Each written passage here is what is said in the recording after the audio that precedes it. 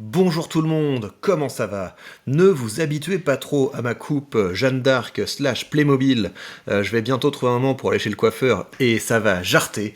Voilà, ça va jarter, on va se faire une coupe de militaire, tiens, une coupe de vrai bonhomme pour être particulièrement viril. Bon, moi ça va, là, j'ai exploré l'ouest de la France, c'est très sympa. J'ai vu Poitiers, j'ai vu La Rochelle, j'ai vu, comment ça s'appelle, Rochefort. Très bonne surprise à chaque fois, hein, c'est vraiment très beau. Et c'est là qu'on se rend compte à quel point on a un beau patrimoine. Je suis très heureux d'aller dépenser de l'argent là-dedans, dans les restaurants, dans les musées, dans tous les types d'activités voilà, pour pouvoir soutenir ce beau pays qu'est le nôtre. Ça me fait toujours très plaisir de voir à quel point notre patrimoine architectural, au niveau de l'art, au niveau de la culture, au niveau des grands auteurs qui ont sillonné, qui ont fertilisé nos régions, ça fait vraiment plaisir. Alors, cette vidéo est sponsorisée, ça je dois vous le dire, c'est une vidéo sponsorisée.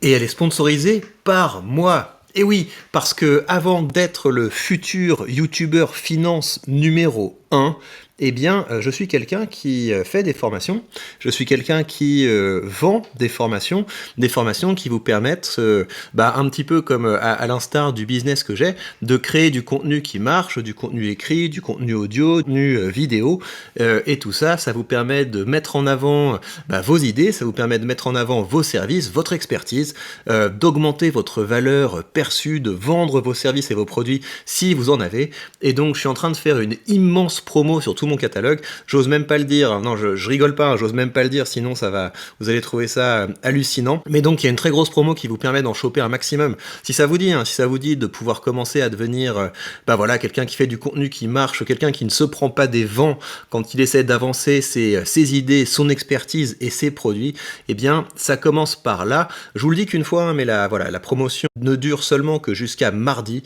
mardi soir c'est terminé, c'est la dernière promo que je fais cette année, et je n'ai jamais fait une promo aussi grande, donc si ça vous dit de vous former, c'est pas pour me soutenir, hein, c'est vraiment pour vous former, si ça vous fait plaisir, parce que vous êtes dans le domaine, vous pouvez là choper mes formations à des prix qui sont tout à fait incroyables, et c'est pas quelque chose dont je parle souvent sur YouTube, parce que si vous voulez, mon public sur YouTube est un peu plus généraliste, je sais qu'il y a des gens qui voient ça, qui se disent mais à quoi ça me sert, j'en ai absolument pas besoin, eh bien ça veut dire que vous n'en avez absolument pas besoin, il y a absolument aucun problème là-dessus, mais je sais qu'il y a aussi des gens qui me suivent, qui sont soit indépendants, soit entrepreneurs, soit infopreneurs, et cela aurait beaucoup à gagner à faire des vidéos qui marchent, à faire du contenu qui marche, et à arrêter de se prendre des vents.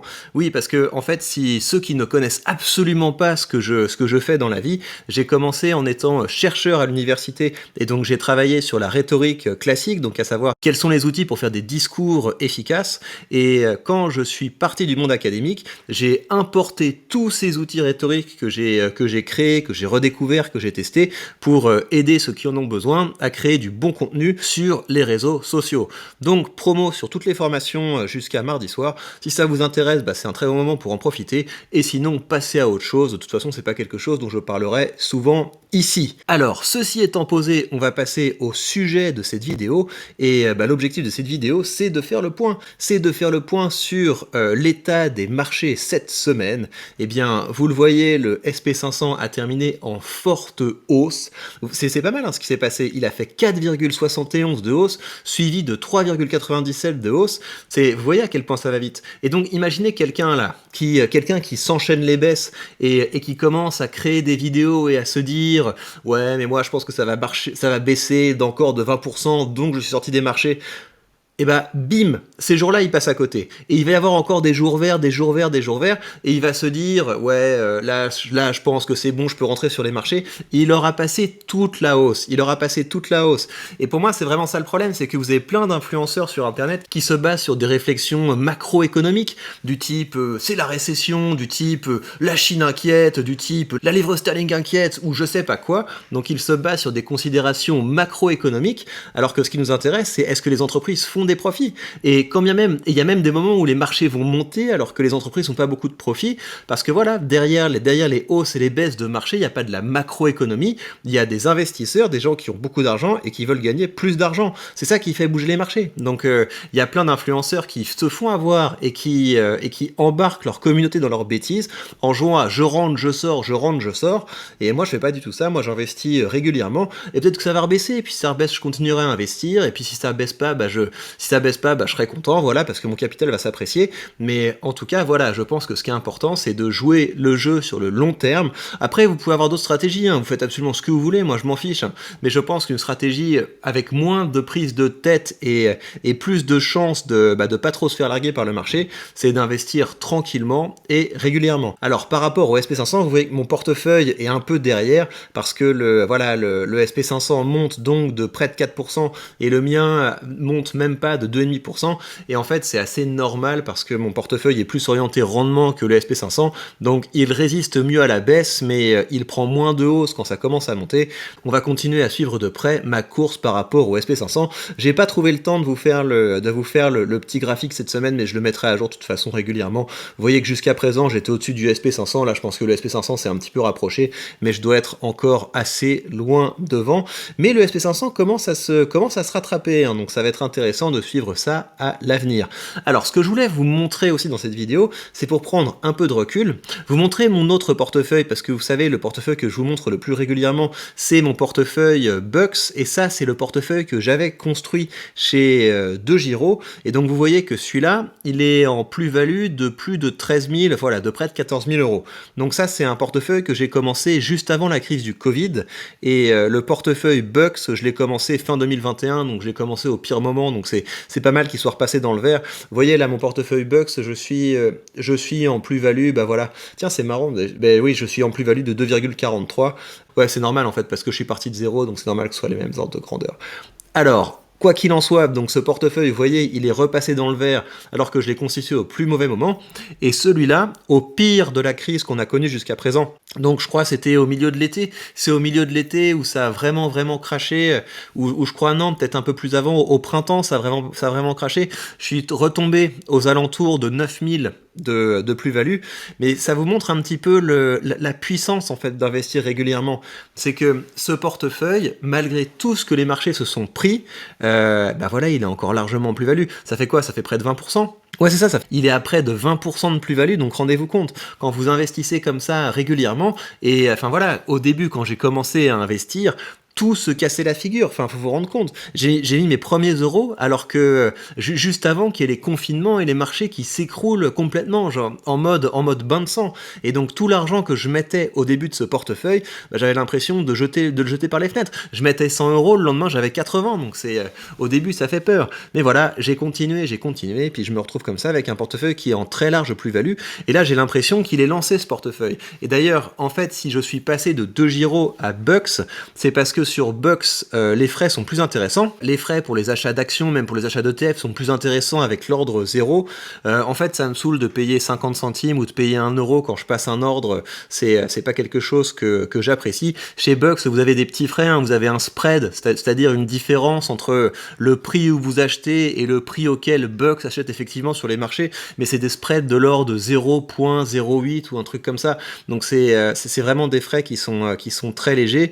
Vous avez un petit peu de frais aussi au niveau des devises quand vous achetez des actions en dollars avec des euros. C'est quand même plus intéressant que de devoir lâcher 1 euro, 2 euros parfois sur certains produits à chaque fois que vous passez un ordre, sachant que vous avez également des spreads ici, hein. Vous avez également du spread chez DeGiro, donc c'est pour ça que je suis passé chez Bucks. D'ailleurs, en fait, si j'étais resté chez DeGiro, enfin je suis toujours chez DeGiro évidemment, mais le programme d'affiliation est plus intéressant chez DeGiro.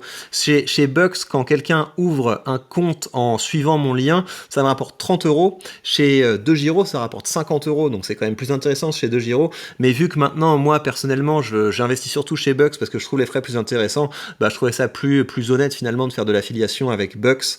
Et ce qui se passe chez DeGiro, si vous voulez, c'est que ce que je fais, c'est que je réinvestis les dividendes. Donc vous voyez, il y a constamment des dividendes qui tombent, qui arrivent sur ce portefeuille. Et ce que je fais, c'est que j'alimente ce portefeuille en réinvestissant les dividendes. Et c'est super agréable parce que j'ai comme ça l'impression d'avoir un portefeuille qui est autonome en fait.